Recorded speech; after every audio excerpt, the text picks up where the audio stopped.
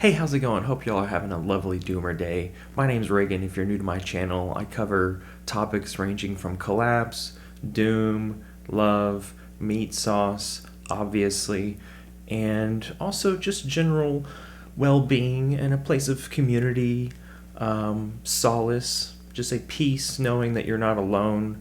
There's other people in all time zones that subscribe to this channel, and I couldn't be more honored to have such a breadth of perspective and fact checking, certainly, on my content. I know it's very niche, and you got to kind of keep your hobbies to yourself, I guess, nowadays.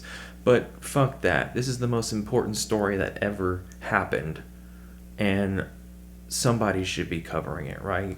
At least to inform and to educate. And yeah, the sense of community thing is just an added bonus. I wanted to go through a few pages today, a roundup, if you will. But political tensions are most certainly high right now. North Korea fires artillery shells to send serious warning to South Korea.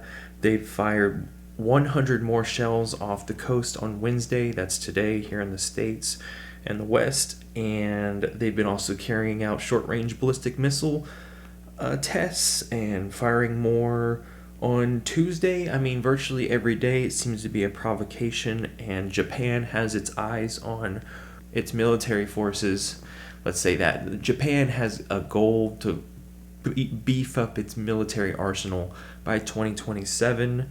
But problems are abound. This from Fortune: how the surging US dollar is making it almost impossible to afford anything in countries around the world. The dollar is up 18% this year, and last month it hit a 20-year high. And that may seem, a little jaunting, a little different for us in the States, but people elsewhere are basically having no alternative to live. The cost of goods is soaring. If our dollar goes up, then it gets only much more. It makes sense, right? It makes sense. This from Fortune: van life is just glorified homelessness, says this 33-year-old woman. Well, there's still an option, guys. The Economist, also from Fortune, who just won the Nobel Prize, warns that the Fed will cause all kinds of trouble if it continues on its path. He's referring to interest rates. Thankfully, we can be reassured that Biden has lowered gas prices for us. They went up, down, so much in his presidency, but he spent more than a fourth of his presidency working from Delaware. So he's doing that remote working thing. We're just going with the flow. Let's go with climate and economy, though. Today's climate roundup. The amount of ocean heat found to be accelerating and fueling weather extremes. We know that more than 90% of the heat caused by adding greenhouse gases into the atmosphere through burning fossil fuels is taken up by the ocean. The rate of warming in the top 2 kilometers has doubled in the levels in the 1960s. Article in the journal Nature Reviews. Yes, we knew this. Significant warming heads into Greenland this week. We got a cold blast here, and then we'll go right back into like an Indian summer. I guess that's what it's called here. Mississippi River, though, has reached its record low Monday afternoon. The Platte River is almost entirely dry. Almost all of Nebraska is in drought, with over a third in extreme or worse condition. U.S. winter wheat farm plants into dust as plains drought persists. The 2023 harsh red winter wheat crop is already being hobbled by drought in the southern plains, wheat experts say. Planting plans may be scaled back in the U.S. breadbasket despite historically high prices for this time of year. 2020 wildfire season in California wiped out 16 years of climate gains.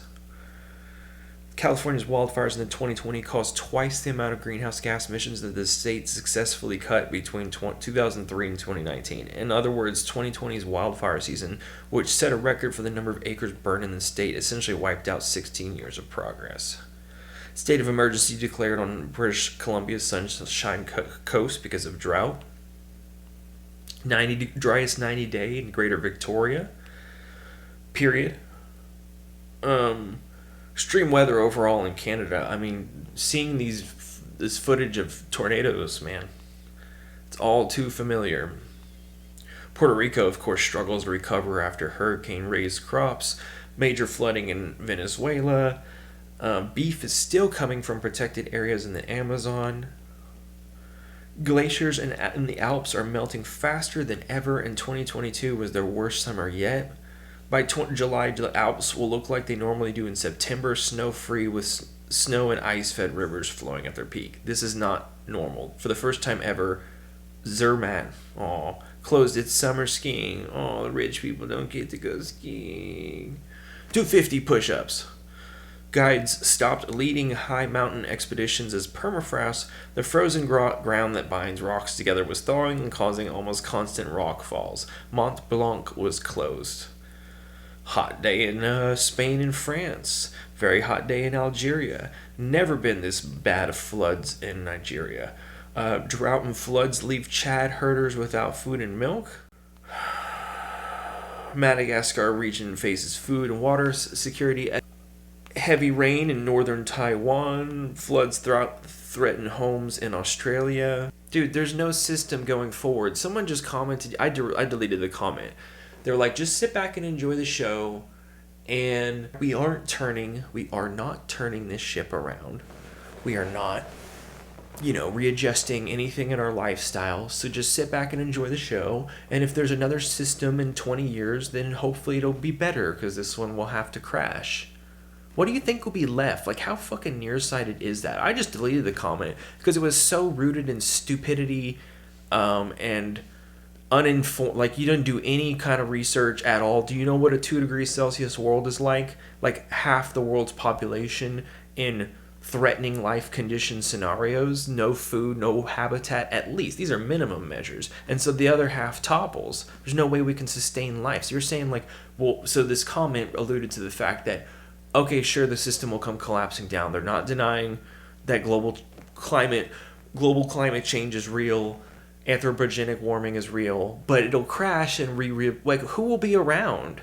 How will there be any habitat for us to build a new system?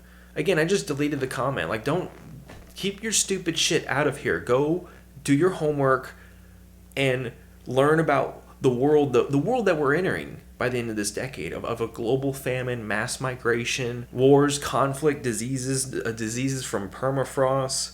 Well, we're just human ingenuity. We're gonna techno-optimism is what you're thinking maybe, and that's a form of denial. It's another form of denial. All right, I'm gonna get off my rant here, guys, but techno-optimists and people thinking we can rebuild a new system. How are we gonna feed billions of people and shelter them? So stupid. Floods expected to cause, let's go back to the news, cause widespread damage to winter crops, surging methane, and the next pandemic may come from melting glaciers.